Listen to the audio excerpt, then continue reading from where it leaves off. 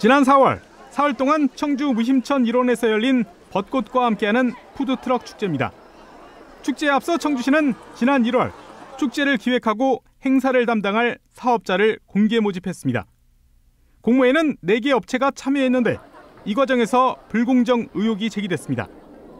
담당 팀장이 특정 업체에 문자를 보내 제안서에 담아야 할 주차장 확보 방안을 구체적으로 알려준 겁니다.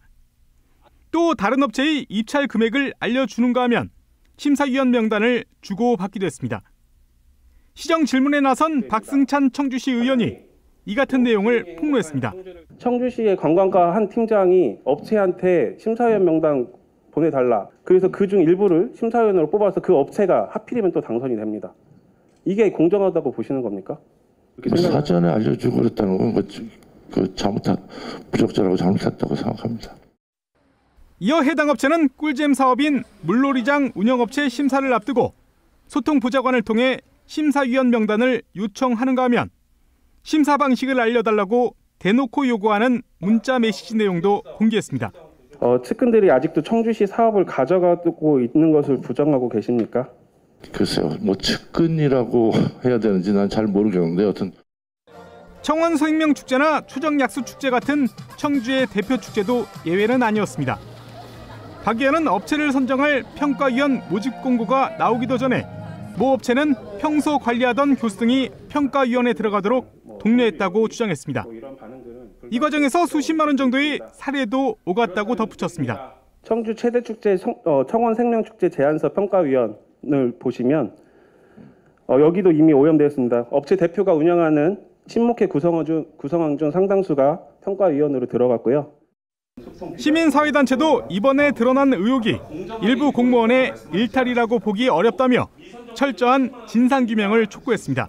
꿀잼 사업의 경우에는 이범석 시장이 사실 임기 내내 굉장히 가장 크게 주목하고 강조했던 사업 중에 하나입니다. 무엇보다 투명하고 공정하게 행정과정도 이루어져야 하고. 또 청주시의 자체 조사만으로는 모든 의혹 해소가 어렵다며 경찰 고발과 감사원 감사도 검토하기로 했습니다. MBC 뉴스 김영일입니다. 지난 2023년 꿀잼 행복도시를 대표 공약으로 내세운 이범석 청주시장이 공개한 코베아 캠핑랜드 조성 계획입니다. 내년 상반기 개장을 목표로 물놀이장과 썰매장, 인공 암벽장 등을 갖춘 국내 최대 규모의 캠핑시설을 조성한다고 발표했습니다. 1,000억 원 규모의 첫 대규모 민자유치 사업으로 지역 사회의 기대도 높았습니다. 신속하게 인허가 절차를 지원하고 진입도로 정도는 저희가 지원해 주는 것으로 하고 대신 우리 청주 시민들의 이용료 부분 좀 더 할인 받을 수 있고. 그런데 1년 6개월이 다 되도록 이렇게 공사는 시작조차 못하고 있습니다. 사업 부지 상당수가 백두대간 정맥구역에 포함된 것이 확인된 겁니다. 속리산에서 시작돼 백두대간 보호법으로 보호받고 있는 한남 금북정맥이 사업구역 근처를 지나고 있는 겁니다.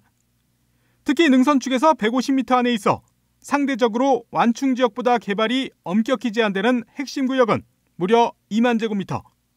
전체 16만 제곱미터 부지의 12%에 달합니다. 당초에 금강청이랑 협의할 때는 완충구역도 안 된다고 한 부분이어서 전면 사업을 접어라 해가지고 저희가 금강청이랑 적극적으로 협의를 봐서 완충구역은 그러면은 허용해 주겠다 해서. 그 사이 사업비도 반토막 났습니다. 개발업체 측에서는 사업이 활성화되면 추가 투자하겠다면서 우선은 공연장 규모를 축소하고 캠핑장과 주차장 면적을 줄여 538억 원만 투자하기로 한 겁니다. 당초 청주시가 대규모 민자유치 사업이라며 대대적으로 홍보한 1,000억 원 사업이 절반 규모로 줄어든 겁니다. 시장님이 사실 그동안 내세웠던 것 중에 가장 큰 게 꿀잼 도시였는데요. 여기 꿀잼 도시에 너무 매몰된 나머지 제대로 된 검토 없이 실적 불리기식으로 발표한 거라고 보이고요. 이런 가운데 당초 내년 상반기로 예정됐던 전국 최대 규모의 캠핑장 개장 시기도 2027년으로 1년 더 미뤄졌습니다.